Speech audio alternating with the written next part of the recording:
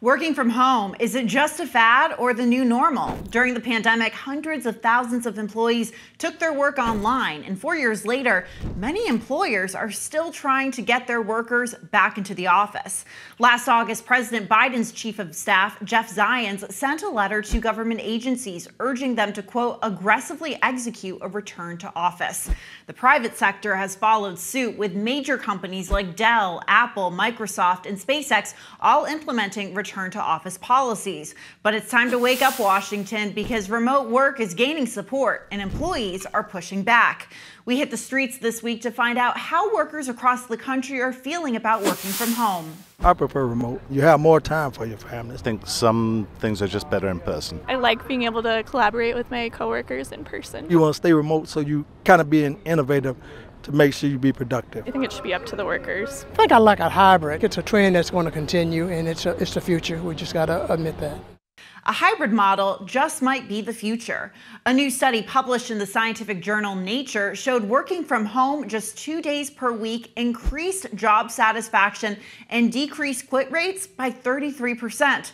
And the best part, there's virtually no impact on worker performance. So why are employers still trying to get people back into the building full time? Here with more insight into the pros and cons of remote work is Jessica Kriegel, the chief scientist of workplace culture at Culture Partners. Jessica, thank you so much for being here with me today. The pandemic's obviously behind us, thankfully, but why are remote workers, or workers, I should say, still wanting to work from home versus return to the office?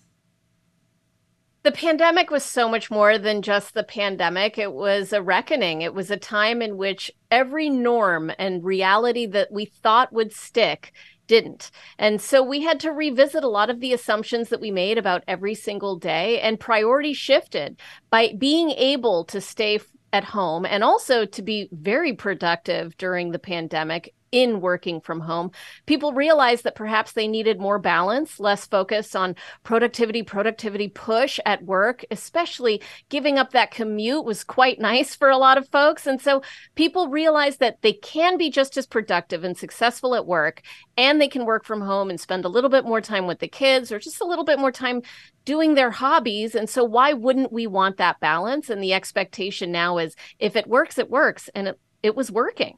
So you just listed a number of positive impacts of working from home, particularly that very important work-life balance and also time productivity. Obviously, a commute adds on, to day-to-day hours. But are there any negative impacts on remote workers that we might not think about regularly?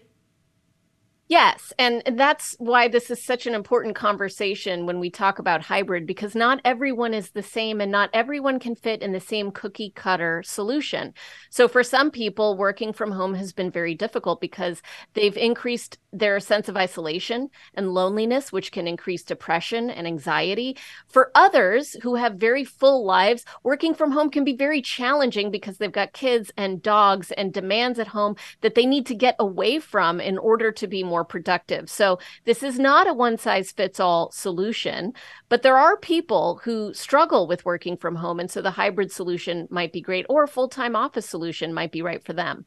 Yeah, that really hits hard for me. I mean, my personal preference is coming into the office. I have to be in the office, but I find that it's great on my mental health. But at the same time, that's just my personal preference. There's a lot of people who prefer working from home. And, at the beginning of the segment, we talked about that boost in productivity, not having to commute, more time, maybe being online at home. So why are employers pushing so hard to get workers back in person? What are the concerns if productivity is higher at home? Unfortunately, I think most of the reasons why employers are forcing people back into the office is not because it will somehow be better for the results of the organization or the employees, frankly. It's because they're struggling to adapt to changes in the nature of work. We are in a new era of work right now, and leaders who are forcing people back into the office are failing to adapt. We did research last year with Stanford that showed that the number one type of culture that wins is an adaptable culture. It's one that is able to shift. And notice the language for getting people back to the office, return to work. It's all signaling we want to go backwards. What about moving forward into this new world in which some people work from home, some people don't, and some people are hybrid? Yeah, no, it's interesting to also look at the generational divide on this. I mean, people in Gen Z don't know anything else but hybrid. So that's a deal breaker, or permanent remote. So that's a deal breaker for them. So I want to go back to that study showing a 33% jump in worker satisfaction focused specifically on hybrid work, 3 days in the office, 2 days at home. What's the benefit of the hybrid model? I know you've touched on it a little bit, but how is it better compared to maybe a full-time home model? Well, it gives a little bit of the best of both worlds and also the worst of both worlds. So hybrid can be a double-edged sword. On the one hand, you're allowing people the option to stay home. Sometimes they feel like it's a win. On the other hand, it's actually much harder for organizations to manage communications and collaboration in a hybrid environment, more so than in a fully office environment and more so than a fully remote environment. Because when you have some people in the office and some people not in the office, those meetings that happen casually can often exclude people who that day happen to be home. Whereas when you're remote working, everyone knows how to get people who are remote on the call, or when you're office, you all jump into the conference room together. So hybrid, I think, is one of the more tricky ways to manage. But the key that your listeners need to know here is if you are managing people who are either hybrid or remote, the key is not about managing to activity, it's about managing to outcomes. When you manage to outcomes, you can be guaranteed the right amount of productivity for the results you're trying to achieve. You mentioned a key phrase, the best of both worlds. Are employers seeing this as the best of both worlds, and could they be more receptive to it, I should say, going forward? It depends on the employer, right? I mean, at our organization, at Culture Partners, we're 100% remote. We also happen to have an office in Temecula, California that some people live near, and they go there, but only because they choose to and not because anyone asks them to. There are organizations like TopTal who are 100% remote. They don't even use email, actually. They have launched into the future of work by exclusively communicating through Slack, which is a fascinating way of collaborating together, and it works for them. And then there's others like Dell who said, you have to get back into the office, otherwise you're not going to get promoted. And guess what? Half of their employees said, I don't want to get promoted then because working from home is important to me. So to each business, it is important to understand what are your objectives, what is your strategy, and what makes sense for your workforce. There's not a one-size-fits-all solution here. So many of these remote employees, or hybrid employees in some case, are working parents, and they're a group that are uniquely impacted by the debate over coming into the office versus working from home. How are companies approaching this when childcare costs are on the rise? Unfortunately, I think that companies are not dealing with this very well because it becomes one of those things that we don't know how to talk about.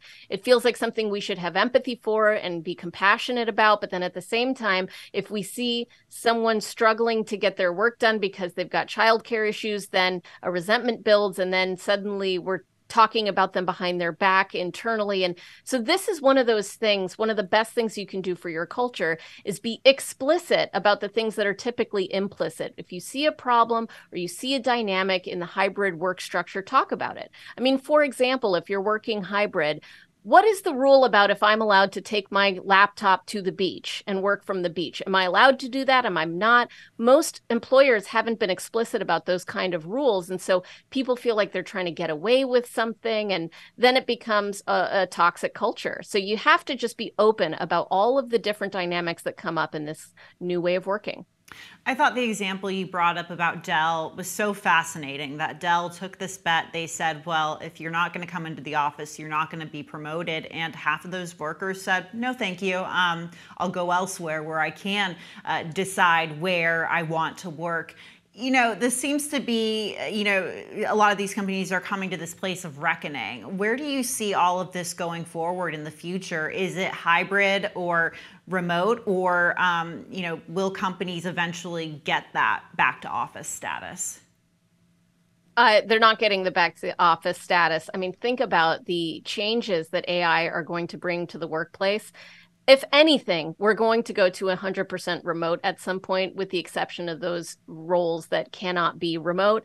I just don't think that forcing people back into the office has worked. The studies show that it doesn't improve collaboration or creativity. I mean, there is no evidence. All it is leaders being resistant to change, wanting to go back to the old way, and not knowing how to manage people remotely. So rather than forcing employees to do a commute, employers need to just get better and train themselves on how to manage remotely effectively, because that is the way of the future.